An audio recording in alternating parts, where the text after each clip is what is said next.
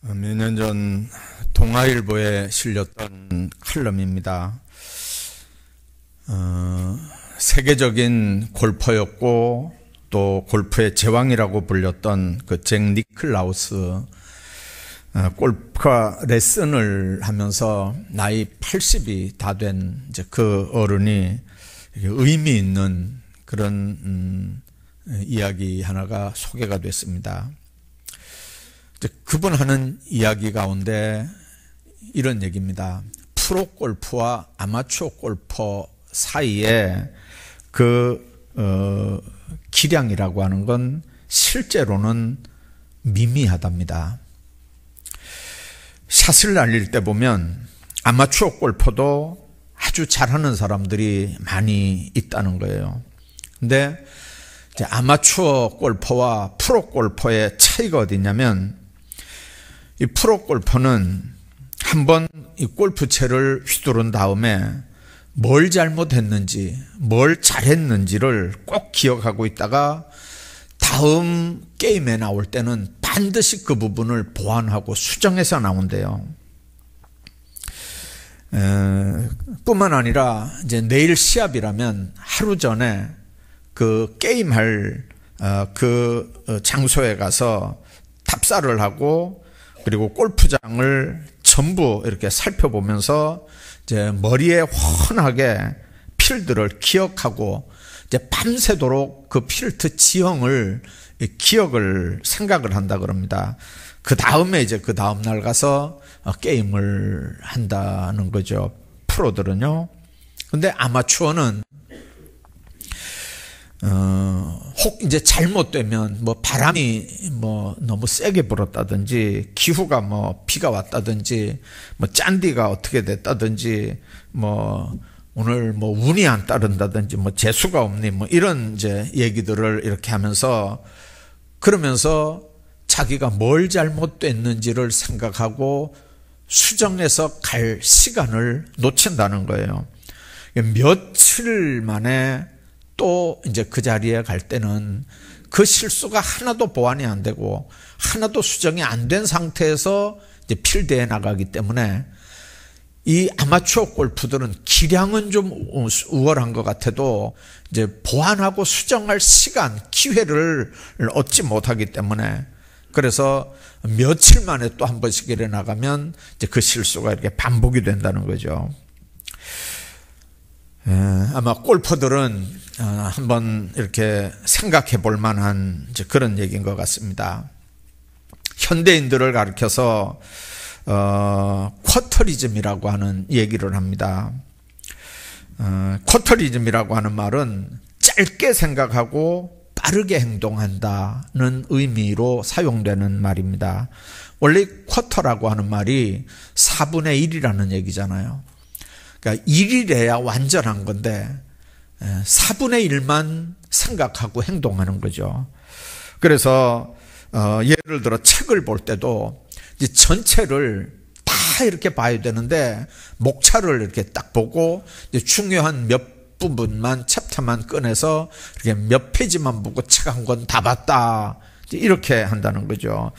연애를 해도 옛날에는 1년 해보고 또 1년 더 탐색전을 해보고 또 1년 더 심사숙고를 하고, 그 다음에 가족들, 친지들에게도 알려보고, 이제 그렇게 해서 조언도 듣고, 이렇게 해서 이제 연애를 하고 결혼을 했는데, 요즘에는 한 서너 번 만나고 그냥 이렇게 뭐 프로포즈도 하고 결혼을 한다는 이제 그런 얘기를 우리가 듣습니다.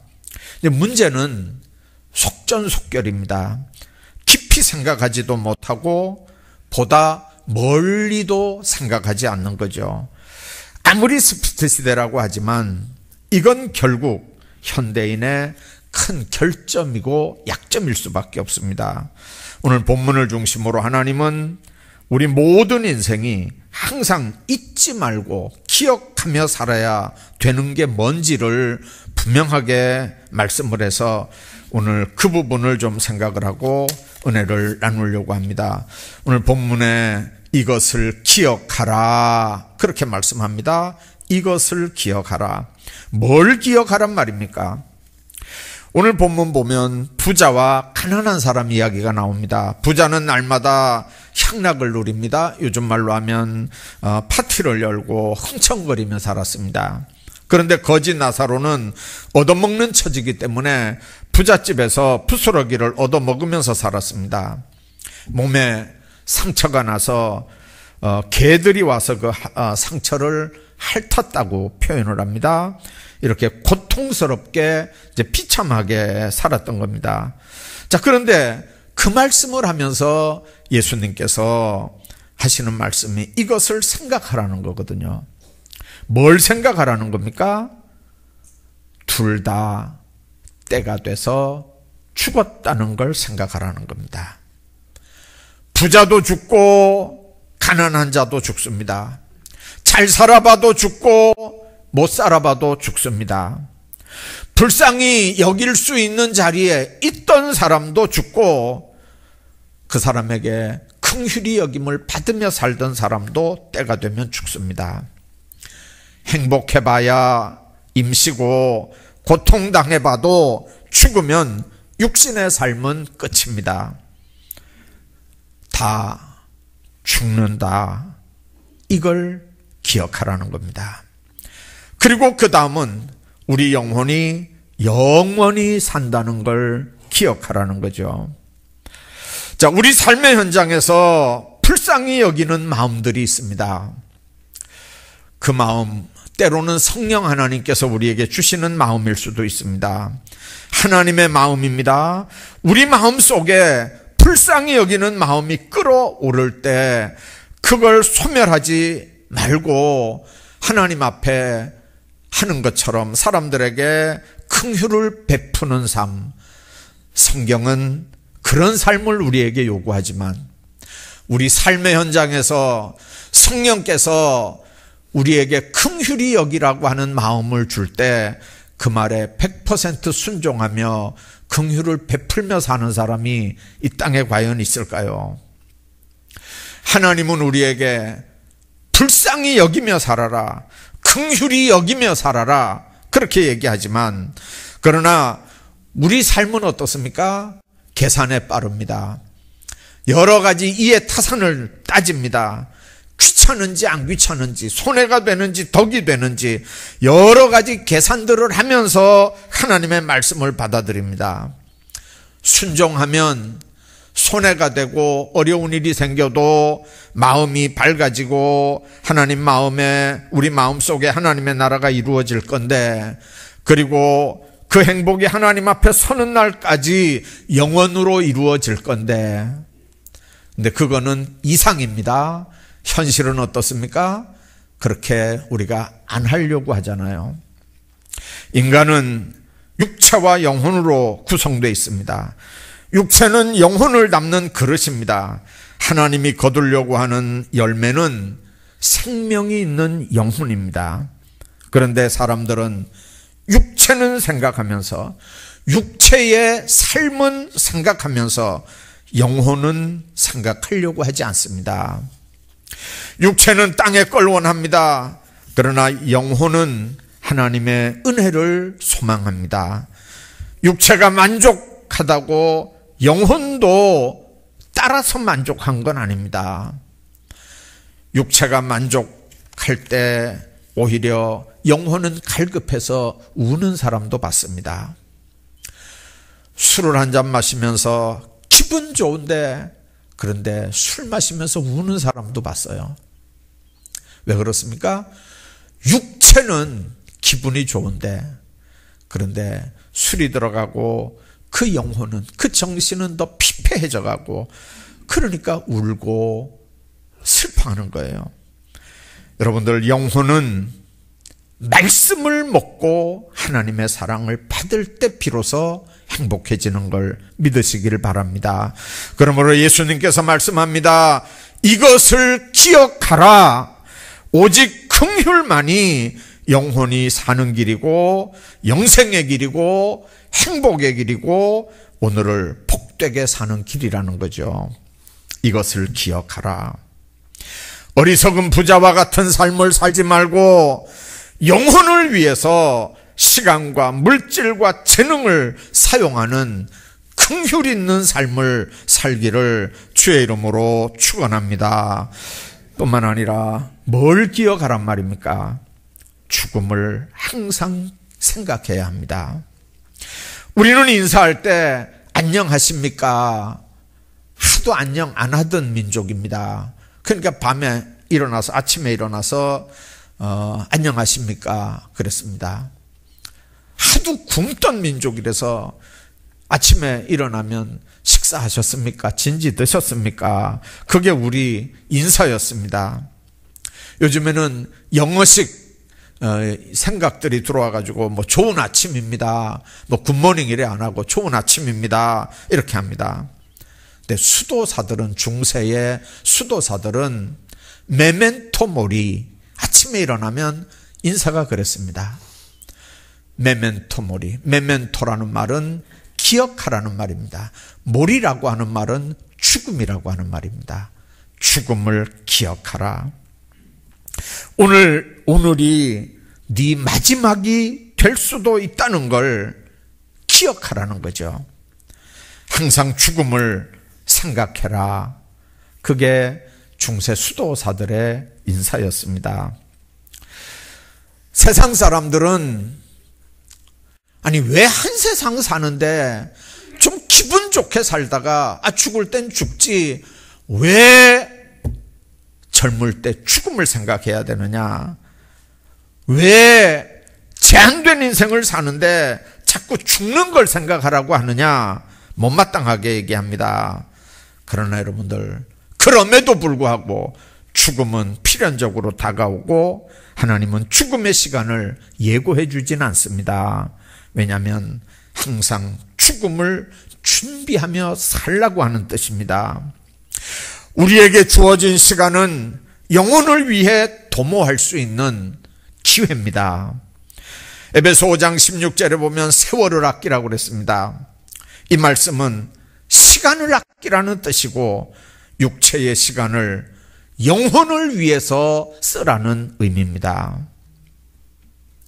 사업에 바쁜 어떤 사람이 있었답니다. 많은 사람이 그를 찾아왔고 시간을 쪼개서 이제 사람들을 만나면서 사업을 했습니다. 어느 날 하나님이 전도자를 그 사업에 바쁜 사람에게 보냈습니다. 그래서 복음을 전하게 했습니다.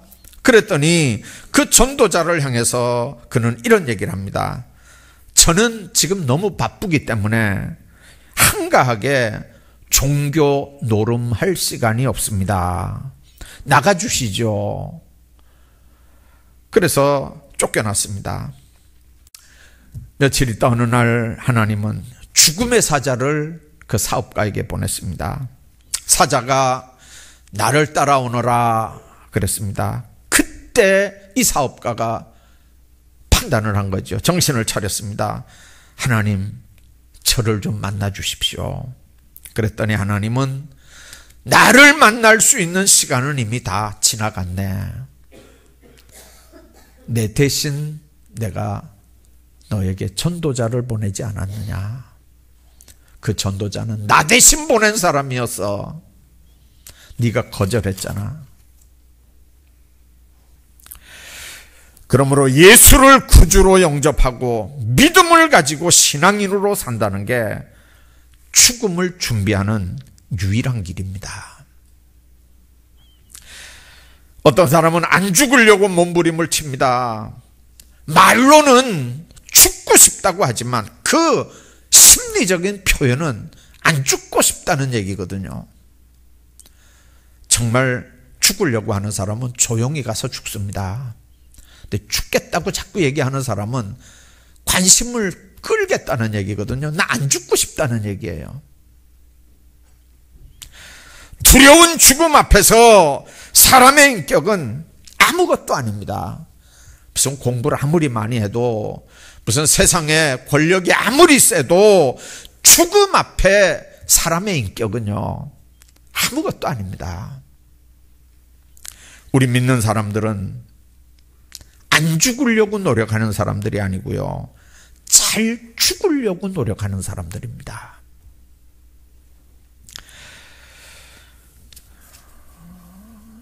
저도 그 앞에만 가봤습니다만은 대구 남산동에 보면 그 높은 구릉에 천주교 교구청이 있고요. 그 안에 성직자들의 묘지가 있다 그럽니다. 신부나 수녀로 평생을 봉직한 사람들이 이제 이 땅에서 생을 마친 후에 이제 그 시신을 매장하는 이제 그런 곳입니다.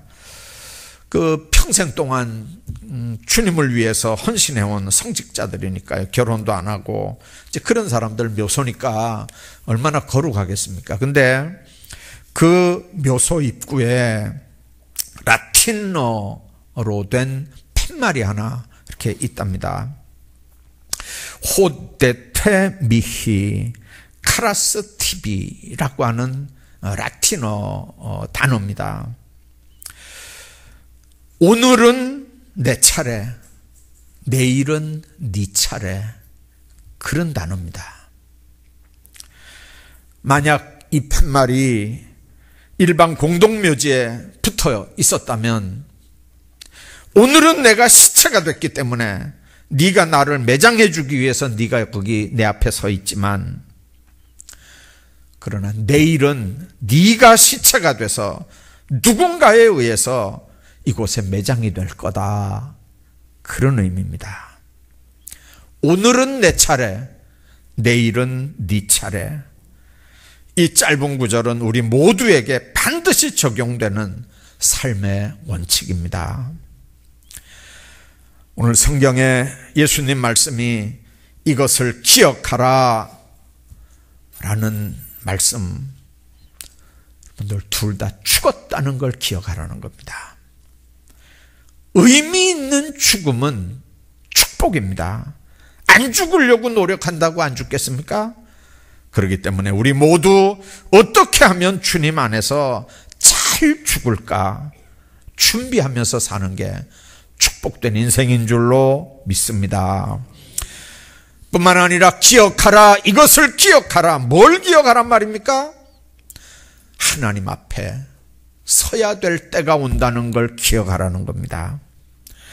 거지 나사로는 하나님 앞에 설 때 하나님의 위로를 받습니다만, 부자는 여기서 문제가 되는 겁니다.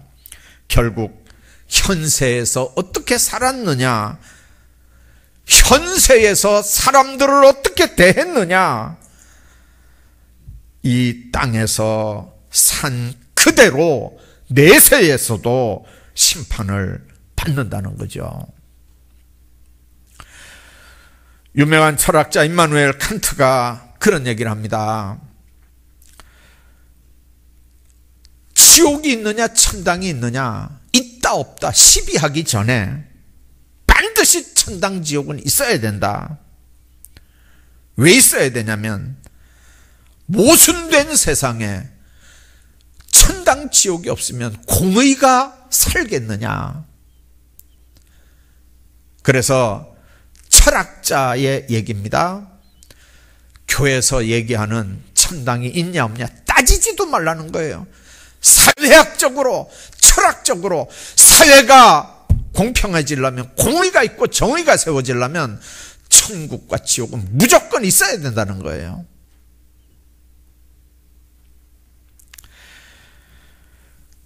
여러분들, 철학자의 말입니다만 오늘 우리 예수 믿는 사람들은 어떻습니까? 하나님 앞에 설 것을 항상 의식하면서 우리가 살아갑니다.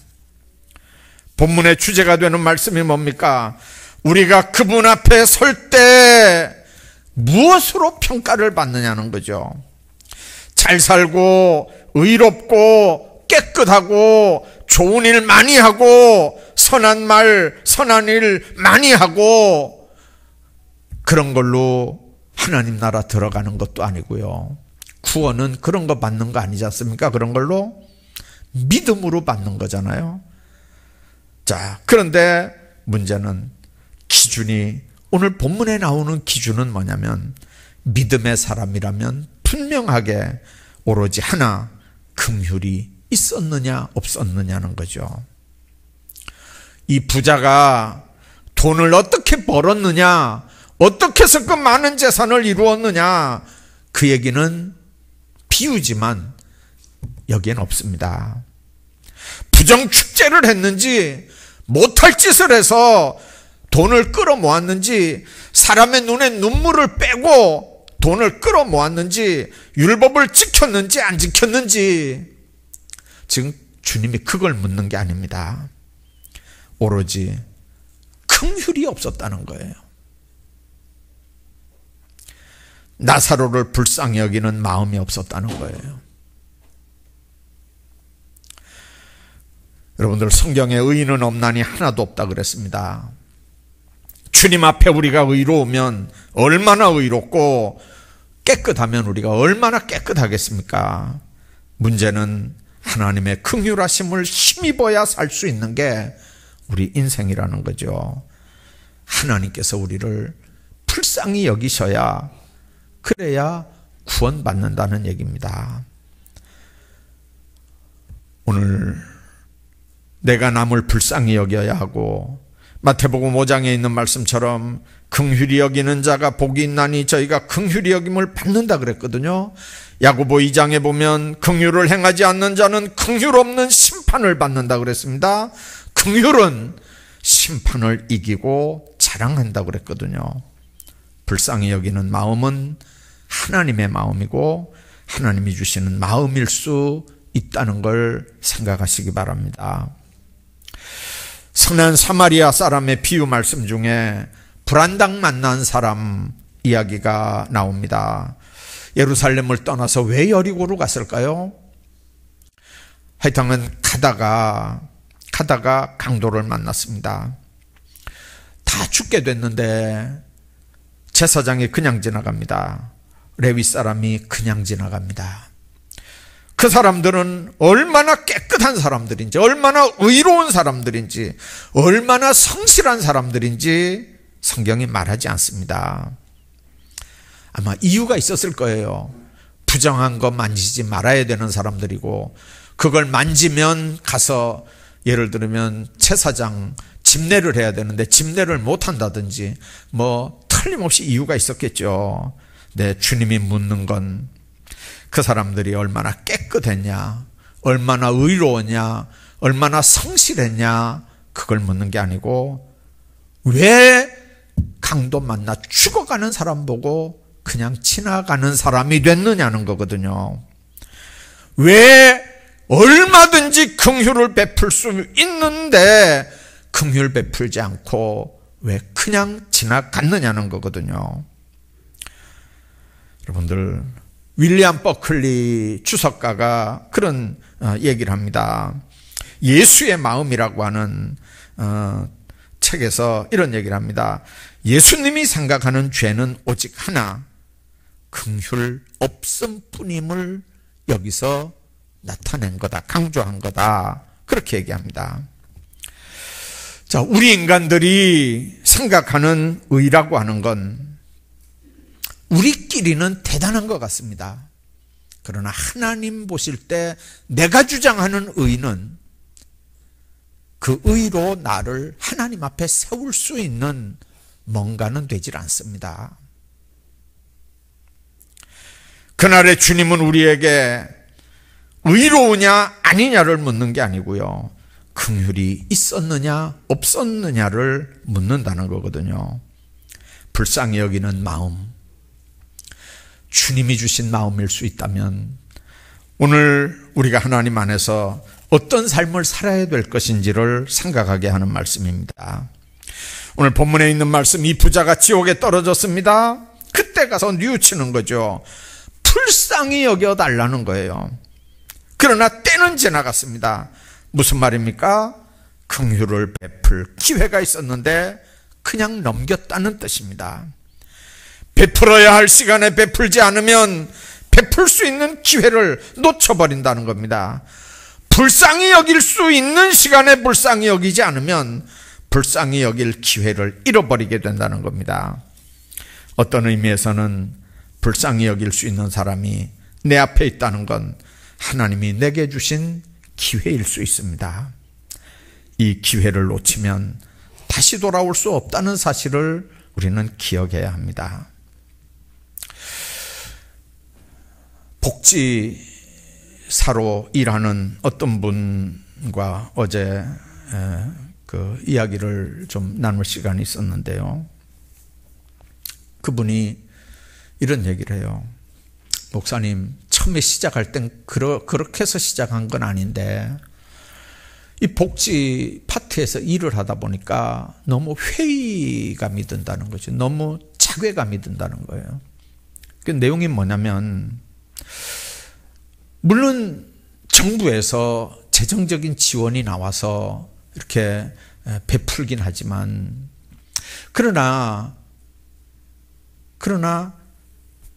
그냥 기계적으로 그 돈 받아서 이렇게 하는 게 아니고 정말 지극정성으로 기도하는 마음으로 예수 사랑으로 이 복지 일들을 하는데, 그걸 받아들이는 사람들 입장에서는 니는 나한테 해주는 거 그거 너무 당연한 일 아니냐, 그것 때문에 니 월급 받고 살지 않느냐, 이렇게 하면서 자기의 그 순수함, 자기의 그 예수 그리스도의 사랑으로 좀 이렇게 접근하려고 하는 걸 이렇게 무시한다는 거죠. 이제 그게 받아들여지지 않으니까 그 복지사들은 박봉들이잖아요.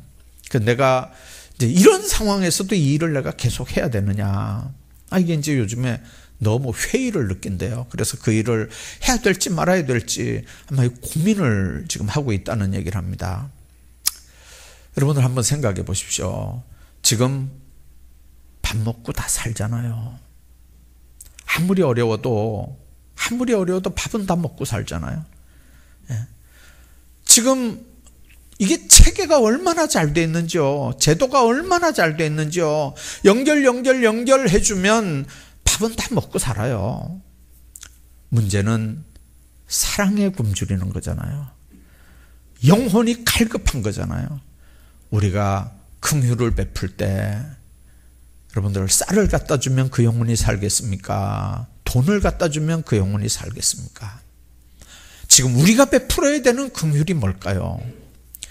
예수 믿지 않는 그 사람들에게 영혼과 육신이 있는 걸 얘기해야 되고, 아무리 잘 먹고 잘 살아도, 아무리 힘들고 어려워도 육신은 때가 있다는 걸 얘기해야 됩니다.